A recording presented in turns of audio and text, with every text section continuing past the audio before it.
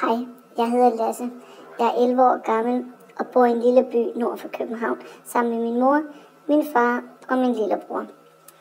Jeg har ADHD og lige startet i en ny 4. klasse, hvor jeg er rigtig glad for at gå, da mine nye klassekammerater forstår, at jeg ikke altid er ligesom dem. Jeg har skiftet skole 2 gange, fordi de andre børn drillede mig og ikke kunne lide mig. Henne i skolen har vi om jernalderen, og i morgen skal jeg fremlægge om våbne, de brugte i jernalderen. Det glæder jeg mig rigtig meget til.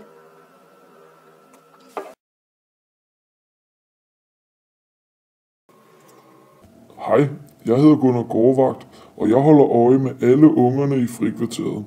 I dag er en dejlig stille og rolig dag. Hey Lasse! Lasse! Ja, hvad er der? Du er for fed, mand! Ja, Lasse, du er totalt sej. Hvor ved du alt det om jernalderen fra?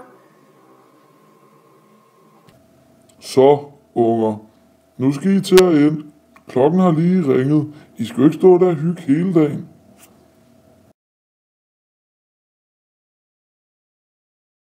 Hej, jeg hedder Yvonne. Jeg er Lasses klasselærer. Da Lasse har ADHD, har vi sammen i klassen lavet nogle klasseregler, der tilgodeser alles behov, inklusiv Lasse.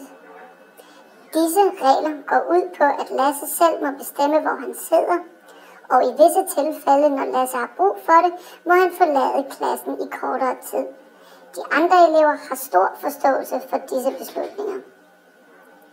Det har styrket det sociale i klassen, da jeg og de andre elever nu bedre kan håndtere Lasses uro. Vi har ligeledes haft et emne om jernalderen, hvor Lasse har haft en viden omkring våben, så Lasse fik lov til at fortælle om det, hvilket har styrket Lasses sociale sammenhæng i klassen.